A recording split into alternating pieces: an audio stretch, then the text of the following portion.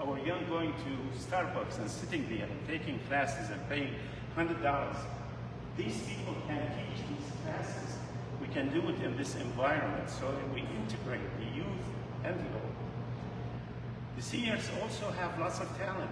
Many of them are writers, painters, chefs.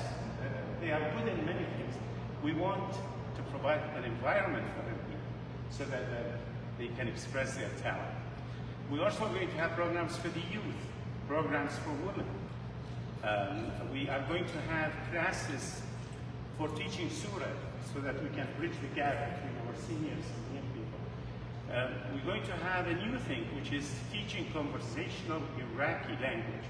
In fact, they assigned that to me, and I developed a program of how to conversate.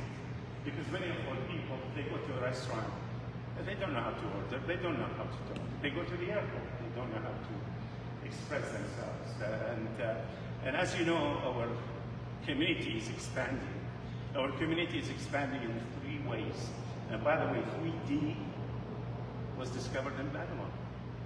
If you go and look at Ishtar Gate, and you look at artifacts from Babylon, they are projected outward. The Egyptian motifs are flat, 2-dimensional. Babylon was 3-dimensional. What does that mean to us? The community expanding here horizontally. We are building institutions, 12 churches, organizations, clubs, so we are expanding in this direction. We also are expanding vertically. Economically, we are contributing over $18 billion to the Michigan economy. We are in many sectors. We dominate the hospitality industry, the oil and gas industry, construction, so many different industries that we are excelling in. But to me, it is the third dimension that is the most important, the depth. And that is our young generation, scholars, education. You know, I believe in a Trinity, which is, in addition to a Christian Trinity, I believe in education, education, education. Because if you follow the path of education, you build a brand, you become successful. And that's the direction we want to be in. Let's go this way. Stop me for questions every time. Is it true Chaldeans invented basketball? They got white jerseys.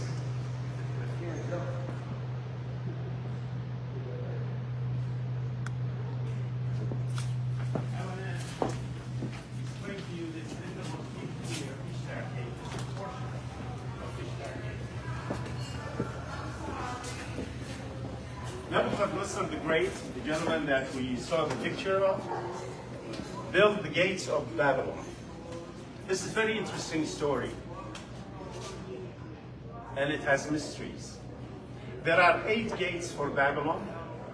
2 of them today at the Pergamon Museum in Berlin. If you go to Berlin, you must go to the Pergamon Museum.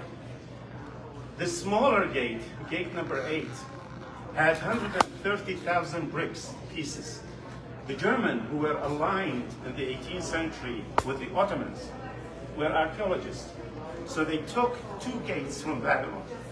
The 8th gate, 130,000 bricks. They numbered them one by one and rebuilt them at the Pergamon. It's amazing. Where? At the Pergamon Museum in Berlin. Oh, It's their largest museum. That's the actual gate? Yes, yes.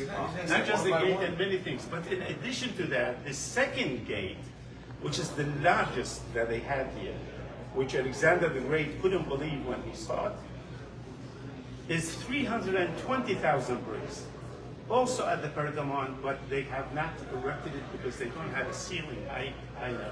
They have to build a new museum for it. Wow. But imagine that. Wow. But there are mysteries in Ishtar Gate. Nebuchadnezzar pulled figurines like Mushu Pushu. This friend of mine, I have written an article about Mushu Pushu. I'll explain it in a moment. The goat, the lion. It was built 575 BC. Think of this number. He put 575 figurines. How did he know, or they knew, that Christ was going to be born 575 years later. It's amazing. It could be just a coincidence. Later on, I'm going to explain to you why it's blue. It's very important. Behind us here is our timeline. It's a new timeline for the community from the day in March of 2003, Saddam's regime fall, and that takes us all the way, this timeline, to this year and all the major stations that we've had. And as you know, our community since the 50s is expanding. And one of the main expansions we are having is our organizations, institutions. I call our church an institution. I call Shenandoah Country Club an institution. It's a social institution. The church is spiritual. But we here, the foundation and the chamber, we are another kind of institution. We also happen to follow what I call the Roman model. The Roman model is built on structures. The Greek model is built on the mind, Socrates, Plato, philosophy. If you don't build Colosseums, that's how the Romans were. You cannot bring people together to a place. So the Colosseum was the fundamental concept of churches, temples, mosques, institutions. It was actually the first AOL, it was the first hub. And since we believe in institutions, we built, for example, Shenandoah Country Club, opened in 2005. I happened to be the first president and spent 3 years to build that. And its motifs, there are many visual signs of our history. The Manquito stone, you see it in Babylon and Ur of the colors. It's here. The shape of the towers, again, is taken from Ishtar Gate and the Babylonian symbols we have. Behind us here, which we'll go, we have a theater. And by the way, the beautiful thing about our community today, it's families that are donating to each section in these buildings. So it doesn't come from a single person. And that's the beauty about it. It's coming collectively from many people. This family here, which owns tobacco stores, Wild Bills, contributed, for example, this theater, which I'd like to show you. Thank you. Please, everybody. Ladies first.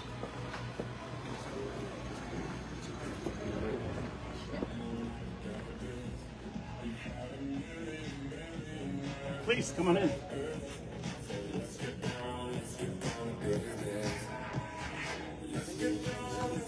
Okay. Why a theater? Success, but I think about the way that the I was explaining how we want to create programs and programs for the seniors, for example. In addition to teaching, in addition to roundtables, we want the seniors to come here and see movies about their villages, talk to us about their memories, and we're going to digitize. Many of the people that we're and advocating record for today are small business all owners. these, They're the small neighborhood stores that discussions, many because we people want are to preserve familiar them for with. the They're next family-owned. generation. The proposal So we for have a no wealth Sheets convenience of store is getting information more pushback among in our Farmington seniors, Hills. but we want to get them out of the house, come here. Chaldean community Here we're has going to made have outstanding speakers. contributions to my Last home week I state of had Michigan. Professor Emberling. They deserve to Emberling, know that Congress supports from Chaldeans UFM.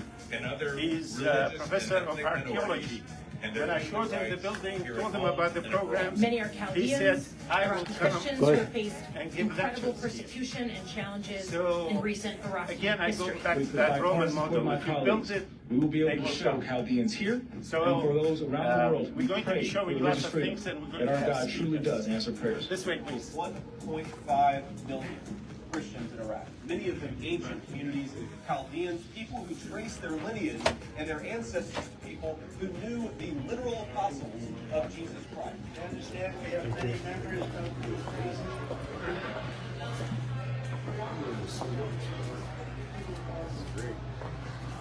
Okay. Behind me behind me, and all the way from here to the end of the building, we'll go and see it in a moment, is going to be our future cultural center. It's going to have, today it has 5 exhibits. It exists at Shenandoah. At Shenandoah, it's small, it's about 1,500 square feet. This is going to be 4 times the size. We're also adding the genocide of the 21st century exhibit, which I'm responsible for. Because I travel to Iraq frequently. I have written articles in the Chaldean news, in fact 5 of them about the genocide. And this is really a scar, a big scar in our history and community. Won't be ready till 2026. Yes, sir. If you ever go again, is there a possibility of taking us if we want to We'll come? talk to Martin. Martin is our ambassador, our prime minister, and what he decides goes. Okay, This way, please. I got him.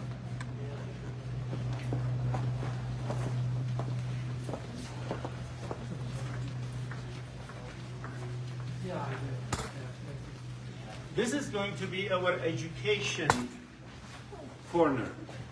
And we have classes, which I will show you in a moment at the end. We also have a business incubator.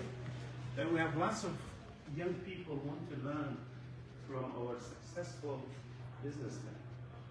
And as I said, we have people in the hospitality industry, people in the oil and gas industry.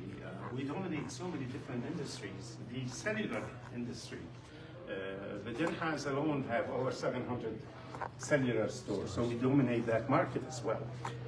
What does that mean? We have successful leaders, and we want to transition their knowledge, their courage, to the new one, to the new generation. And the new generation is hungry to learn instead of going just through the academic books. And these people are going to give them real life experience. And we have raised about $1 million for that project.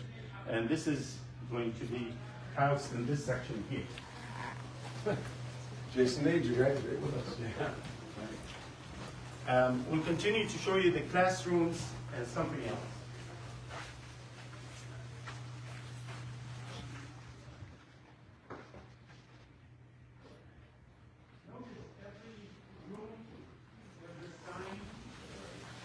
Of the family that donated for that room. So you will see this almost everywhere. Here we're going to have classes. We're teaching Aramaic, Surah, and we're teaching Iraqi dialect, Arabic. Here, I'd like you to come, please, for a moment. I'll show you this room. Go ahead. I wasn't able to contribute much, so they put my name on one of the restrooms. Which one? Women?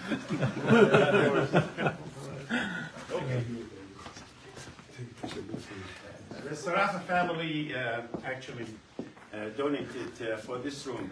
In Iraq, if you go to any formal person, a minister, for example, prime minister, they have what they call the protocol room. It's usually a fancy way of saying it is the bride room. It's a room where they hold the unofficial meetings. So please come on in, come on in. So what they do, they conduct business here, maybe transact some cash under the table. It's the protocol room. Now, this room was given by the Sarafa family, and there are some beautiful things in it.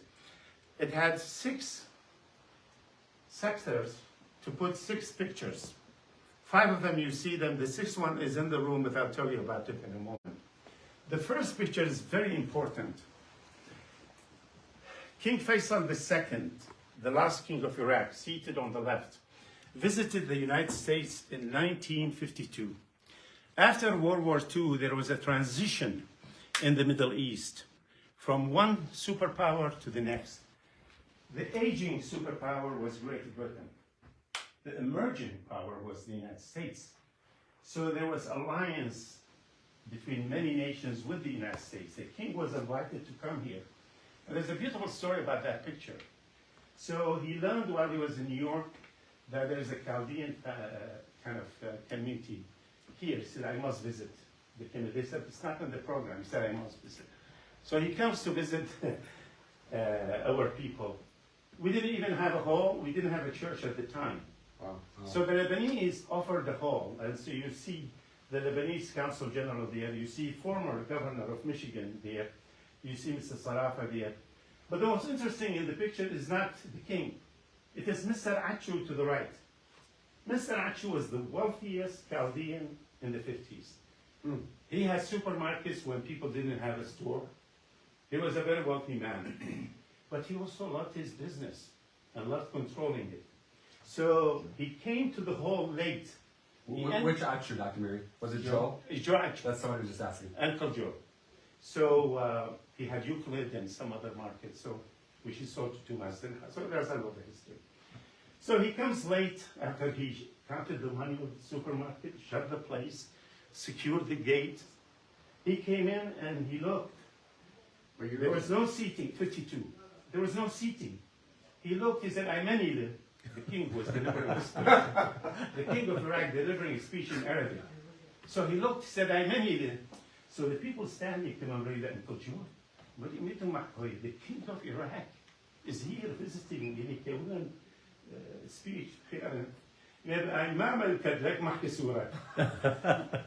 So That's also a very sad picture because tell everybody how old the king was in that picture. oh, he was 18. 18 years old. 18. He was the king of Iraq. Yes. And then tell everybody how he died, unfortunately. Well, what killed him is the general next here. This is General Qasim, who overthrew the monarchy, and he is here with Jack Nature, with the American General Council attaché. Military attaché, and Salim Sarafa in the middle. This other picture here is yours truly sitting between two Ibrahims. The one Ibrahim on the right is Bishop Ibrahim. And here is Ibrahim al-Ja'fari, the first prime minister after regime change. We hosted him at Shenandoah at the club at the time, and I wish we didn't. We did, so so yours truly sitting there.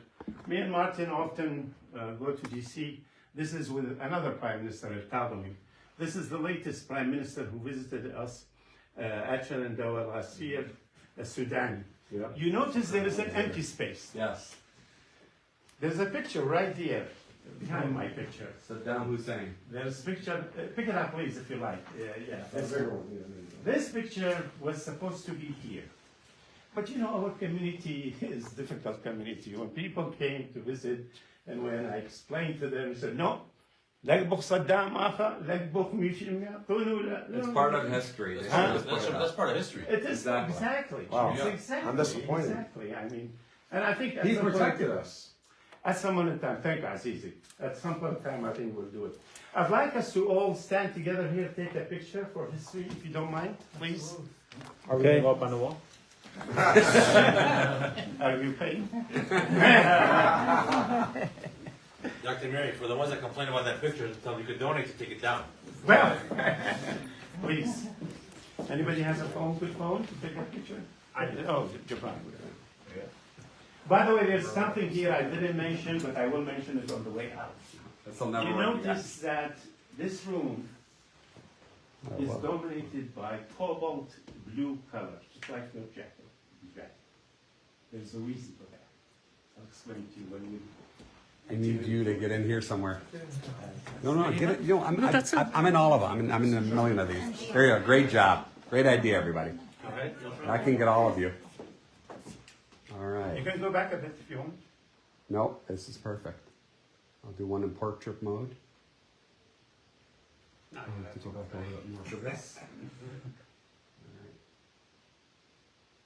Okay. Thank you, Jabran. Thank you. For $20, I'll There's show you. something. There's some $20 tax. I give you 50, I'll have a free little bit. Whenever we have dignitaries and guests, the other day we had the Hungarian ambassador. So we took one of the flags and we put Hungarian flag. So just to make them feel that they are welcomed and, you know, we think of them just like they think of us. This way, please.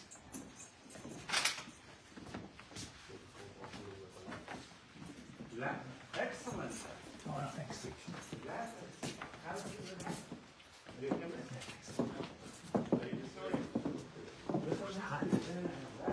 say the same thing. I know, I got him in the top flashes all day. I know.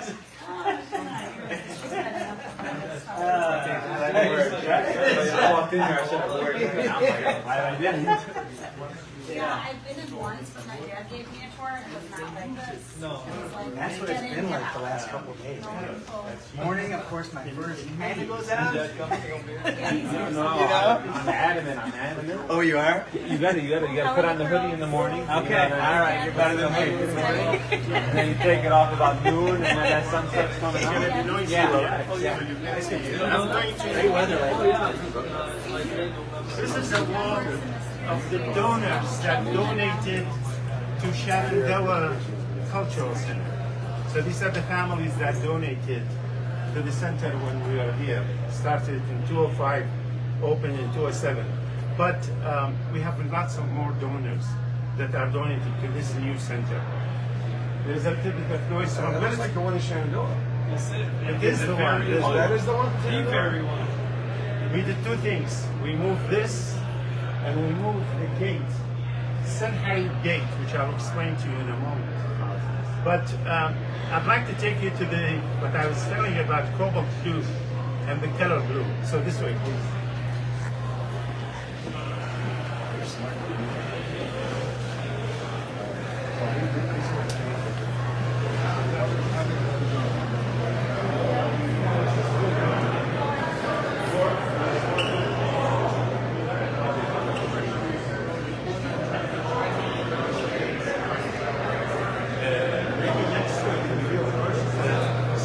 Big parcel of land, so we may do that. Yeah.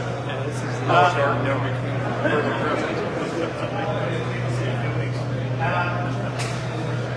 remember I was telling you about the color blue on Ishtar Gate. I told you about it when we were at the protocol room. Look behind you. Ishtar Gate and all Ishtar walls are covered, glazed with this color. This is chromium oxide, and also mixing some cobalt oxide, some copper oxide, and that is lazuli. And the customer knows what it is. This is very important because this ore, this chemical compound does not exist in Iraq. The closest area to bring this salt is from the mountains of Afghanistan. So the Babylonians must have had a relationship with other civilizations. But they also understood chemistry. They had to extract the salt, and then they had to glaze it at a very high temperature. How do you do that? Iraq floats on natural gas. What the Babylonians did, they took natural gas, which is floating through the ground, through the cracks, built clay tubes to clay ovens, and they bake this at 3,000 degrees Fahrenheit, so that it stays to this day. The Babylonians understood chemistry, they did not understand physics. So what happened is they were on the Euphrates. The Euphrates waters are blue. They looked at the sky, blue.